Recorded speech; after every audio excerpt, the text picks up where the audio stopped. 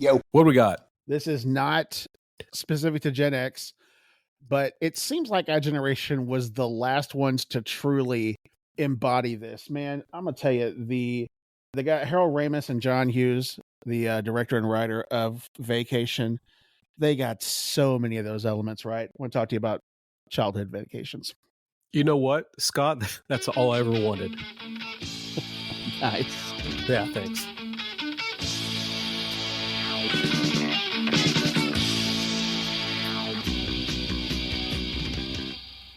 So when I was a kid in Georgia, we would go to places easily accessible from Atlanta down to Florida, Washington, D.C., Gettysburg, East Coast stuff.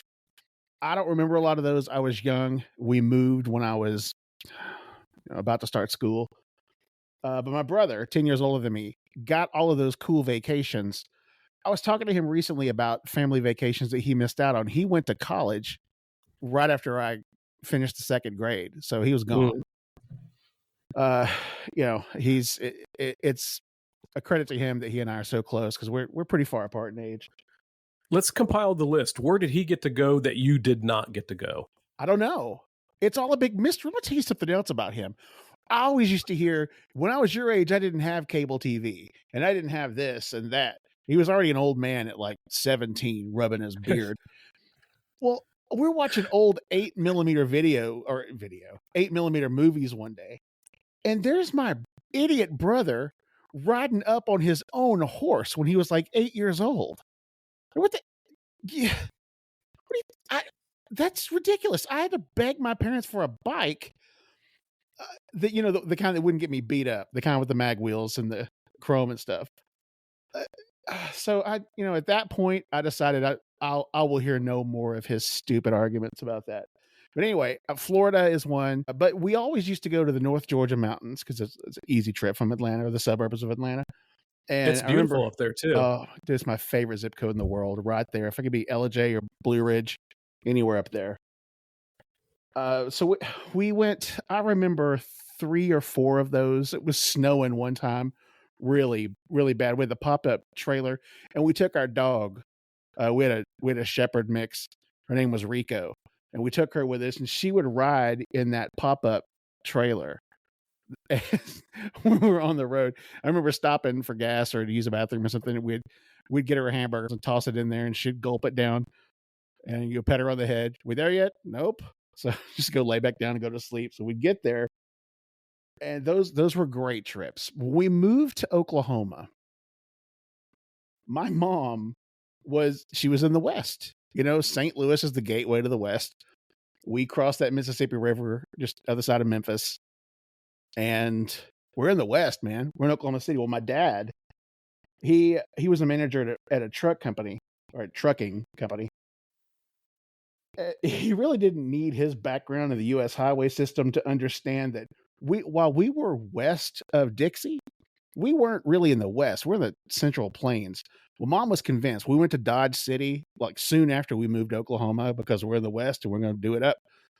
And actually, she was devastated to learn that Matt Dillon wasn't real. Oh, no. We went to the museum. So that first summer, she is on my dad to go to California. We need to go to California. We're out West. Why don't we just go to California? And Dad tried her best. Like, well, I just remember the conversation. Well, I looked it up. It's our address in Moore to the gates of Disneyland in Anaheim, 1,340 miles. It's 20 and a half hours. That is not a day trip. No. And it was 860 back to Marietta, Georgia from our driveway in Moore. So it was almost twice as long further. It's a big continent, Mom. Like, we got to go all the way across again. But she was determined. So Dad had a 72 Ford truck that we put a camper shell on for this trip. My brother is safely tucked away in college. So Mom and Dad, my sister, and I me and my sister are in the back in this camper. I'm reading Archie comics and coloring and whatever.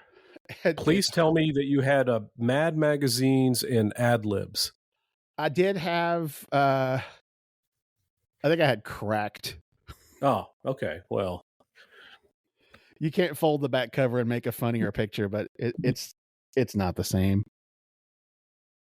So we went. We did have a dad fixed an intercom system, a wired intercom system. So when we're back there suffocating, we could hit the button and talk to him. And then eventually, Dad just pulled the cord because I kept hitting the button to ask stupid questions. So it didn't last so long. what time of year was this? What was the temperature back there? Uh, I would say safely you could probably set out. So, and I don't mean to be ridiculous here, but probably some frozen yeast rolls and probably have baked them on a sheet. Oh, good lord! Was it Well, you and your sister, or just you by yourself, it or you was and the me, dog? it was me and my sister. No, the dog didn't make this trip. Okay, got it. So no, it was okay. We'd hit the vent, and we didn't perish. We were fine. So we're back there, and we're in this stupid truck. And so again, Mom thought we were out west, so we were going to go. Let me interrupt you for all of our listeners, your listeners. Sorry. Uh, Back then there was no smartphones. Matter of fact, there was not cell phones. So you basically had to get the Rand McNally Atlas out, Oh yeah, or if you had money, if you were a person of means, you would go to AAA and they would print you out these trip books. Like, hey, I'm going to Anaheim, so they give you this book that had like all the maps where you'd flip them, and I was in control of the map whenever we would travel, which was very rarely, and it was amazing. I mean, if you got stuck in traffic, there was no ways or maps to take you on a different route. You gutted it out like a man. that's true. And the thing I don't know that Mom truly got was we were going to go through the Texas Panhandle, and it already got boring. Good Lord, did it ever? And then we were going to go through. We had to cross a large mountain range, Rocky Mountains, to get there. Wade through a bunch of Mormons on the other side of it. Go through the Arizona desert. Um, the coyotes wearing bat suits, trying to drop an anvil on roadrunners like for Mm. hundreds of miles. We went to the Grand Canyon, and we looked at it, saw the hole, didn't stay there. I think Mom bought some. Do There it what? is. There Yeah, it is. exactly right.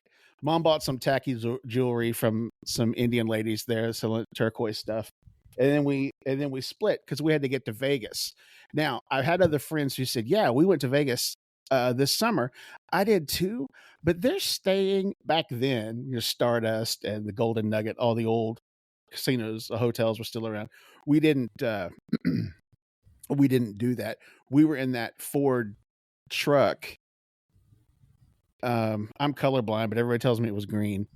So we're in this green Ford truck with the camper, and there's a bed that was above the truck bed that I could sleep on with my sister, and Mom and Dad were in sleeping bags in the truck bed itself. We stayed in Vegas, yeah, but we didn't really get to enjoy the buffets and the shows because we were at a KOA campground because it was $16 less than a hotel room. So we did it up. We saw the lights, and we took pictures of the strip in our Jed Clampett wagon from Oklahoma, but So no Siegfried and Roy. no, nothing. No off the strip magic show where the guys just doing card tricks, nothing. No Sammy Davis Jr. Right. You could go through the list.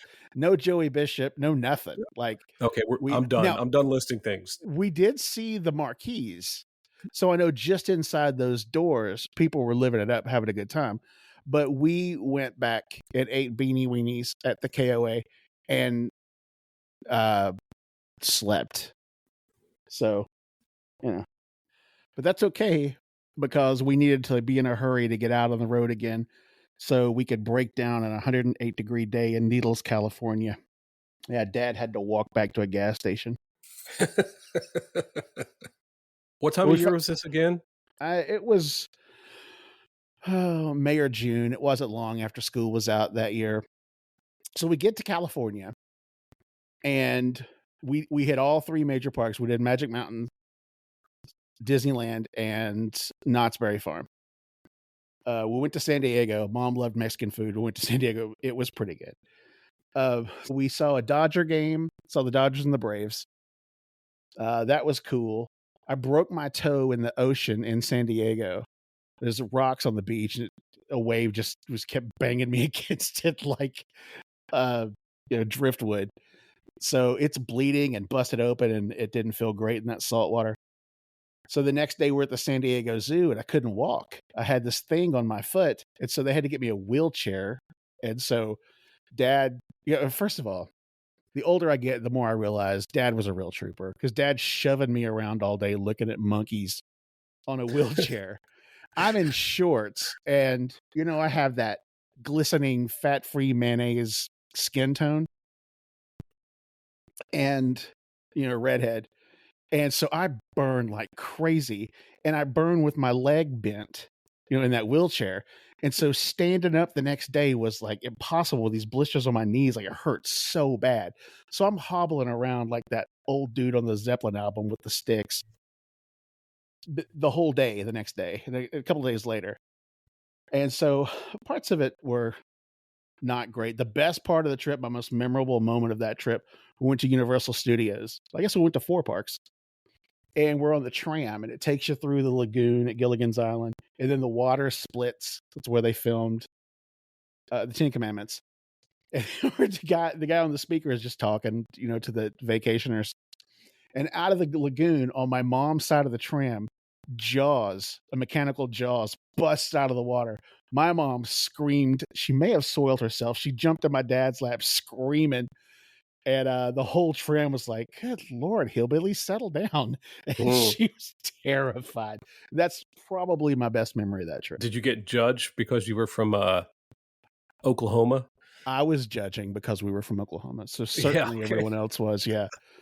Yeah. The Japanese guy kept taking our pictures like, oh, it was something. So mainly our vacations, that was a big one. But mostly it was just going back to Dixie from Oklahoma every summer. Sometimes at Christmas, we'd go to my grandparents' house who lived in Mississippi. A lot of my aunts and uncles are real close, cousins, of course. So we'd go there. Well, one year we went, and Mom and Dad had the week off. And we went, I remember them talking, do we go this weekend, or do we go to the weekend and come, enjoy the week and come back on, from the end of the week?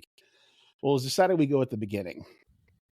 Granted, Mom and Dad didn't have to work that whole week. We went there on a Friday night. It was a long trip. And we're at my grandma's house in Amory, Mississippi.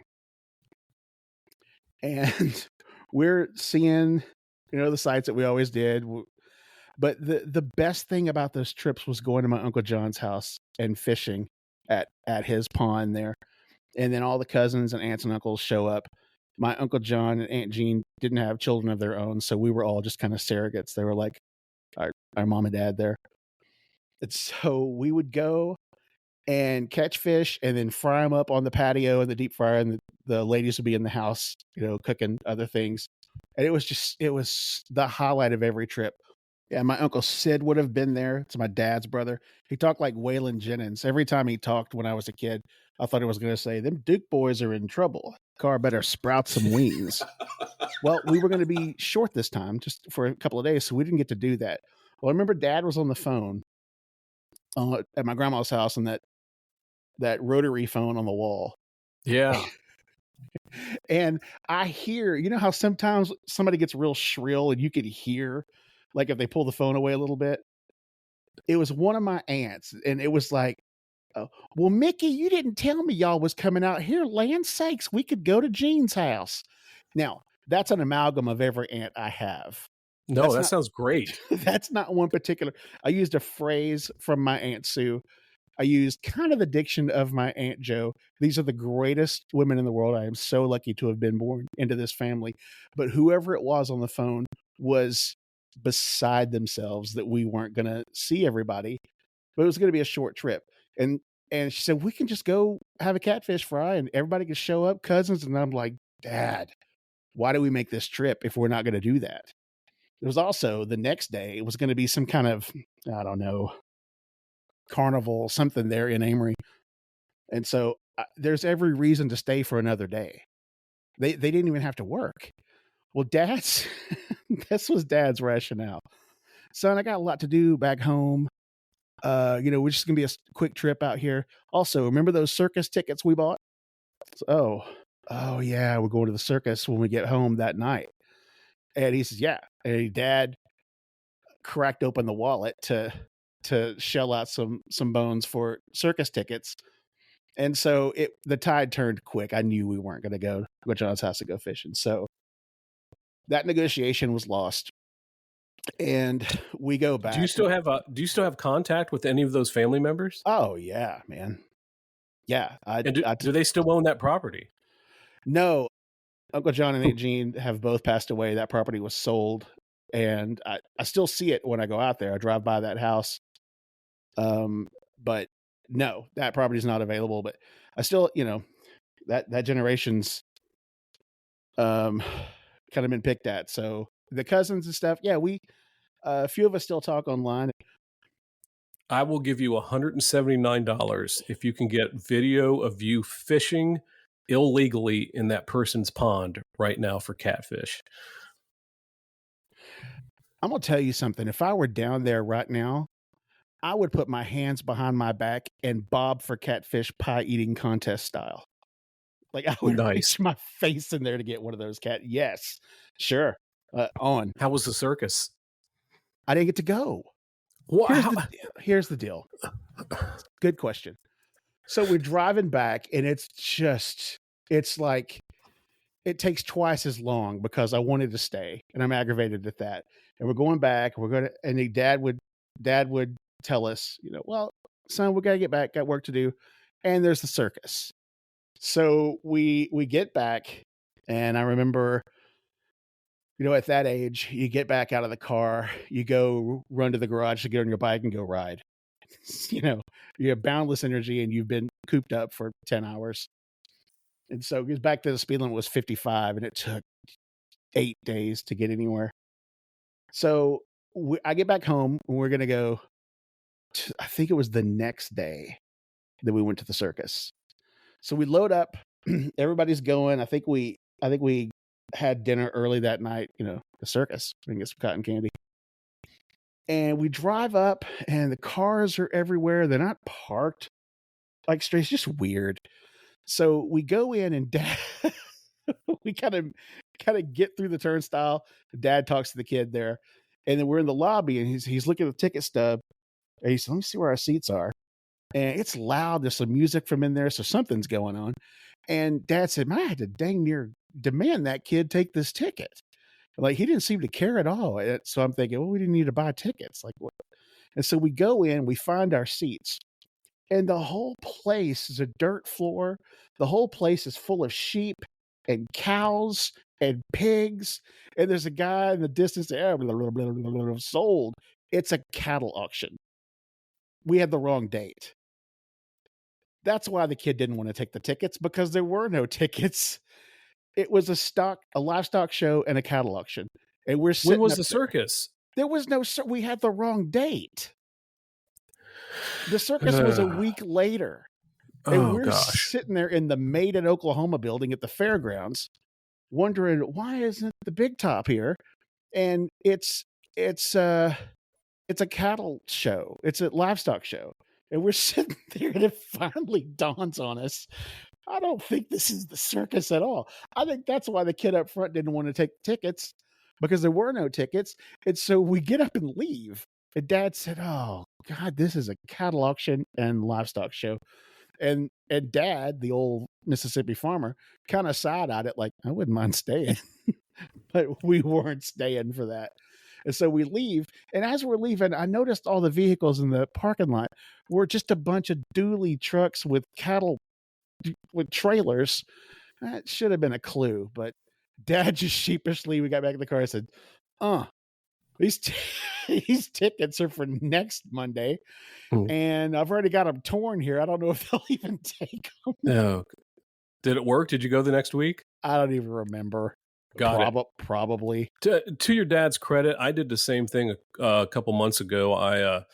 Joey Chestnut, the world champion eater, was coming to Knoxville, where I live, to set the world record for the most bologna eaten in 10 minutes. And I got my wife and my daughter was in town, and we all went, and I had the wrong date.